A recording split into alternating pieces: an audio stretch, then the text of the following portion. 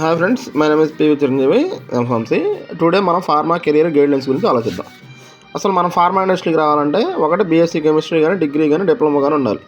First మనం చూస్ చేసుకున్నప్పుడు మంచి డిపార్ట్మెంట్ అనేది చూస్ చేసుకోవాలి.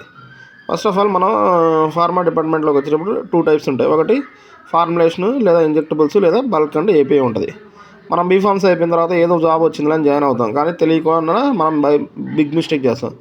ఏదైనా సరే ఫార్ములేషన్ చేరితే సెంట్రల్ ఏసీ ఉంటుంది, వర్క్ కూడా చాలా ఈజీగా కొద్దిగా బెటర్ఫుల్గా ఉంటుంది. బల్క్లో చేరితే స్మెల్ ఎక్కువ, హెల్త్ ఎఫెక్ట్స్ ఎక్కువగా ఉంటాయి. మనం బల్క్లో చేరేది ఎక్కువ డిగ్రీ వాళ్ళు చేస్తారు. బీఫార్మసీ ఎంఫార్మసీ వాళ్ళు ఉన్న వాళ్ళు ఎక్కువ ఫార్ములేషన్కి వెళ్ళడం బెటర్. మనం తెలియకుండా ఏదో జాబ్ వచ్చింది కదా అని జాయిన్ అయితే మనం లైఫ్ లాంగ్ అదే భరాయించాలి. సో ఫస్ట్ కెరీర్ స్టార్టింగ్లోనే మనం ఏ డిపార్ట్మెంట్ ఎంచుకున్నా సరే బెటర్గా ఎంచుకోవడం బెటర్. అంటే మ్యాక్సిమం బీఫార్మసీ ఎంఫార్మసీ చదువుకున్న ఫార్ములేషన్కి వెళ్ళడం అనేది కొద్దిగా బెటర్గా ఉంటుంది, కొద్దిగా వర్క్ లోడ్ కూడా తక్కువగా ఉంటుంది. బల్క్ వస్తే సైడ్ ఎఫెక్ట్స్ ఎక్కువ ఉంటాయి.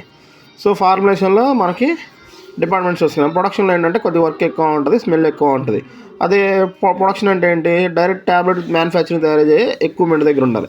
అదే క్యూఏ అంటే ఏంటి, డాక్యుమెంటేషన్ దగ్గర ఉంటాం. క్యూసీ అంటే ఏంటి, క్వాలిటీ కంట్రోల్. అంటే క్వాలిటీ కంట్రోల్ అంటే ఏంటి, మనం మామూలుగా క్యూసీలో వచ్చేసి టెస్టులు చేస్తాం. ఎంసీఏ ఎంత ఉంది, పిహెచ్ ఎంత ఉంది, తర్వాత ఏ యొక్క ట్యాబ్లెట్లో దాని స్ట్రెంత్ అవన్నీ మనం క్యూసీలో వచ్చేసి జీసీ, హెచ్పిఎల్సీ, గ్యాస్ క్రోమటోగ్రఫీ వస్తాం. హెచ్పిఎల్సీ అంటే హై పర్ఫార్మెన్స్ లెవెల్, ఎస్ఓఆర్, అలా టైప్స్ ఆఫ్ ది టెస్ట్ అనమాట. అంటే మనకి ఏదైనా శాంపిల్ కరెక్ట్గా ఉందా లేదా చెక్ చేస్తాం. దాని యొక్క ఎవిడెన్స్ కోసం డాక్యుమెంటేషన్ అనేది క్యూఏ చూసుకుంటాం.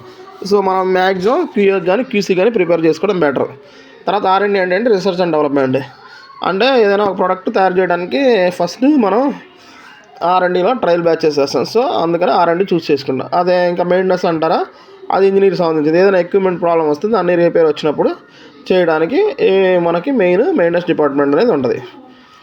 అలా కాకుండా మనం బల్క్లో ఎంటర్ అయ్యామనుకో, బల్క్లో వచ్చేసి మనకు హెల్త్ ఎఫెక్ట్ ఎక్కువగా ఉంటుంది ప్రొడక్షన్లో చేరినా కానీ.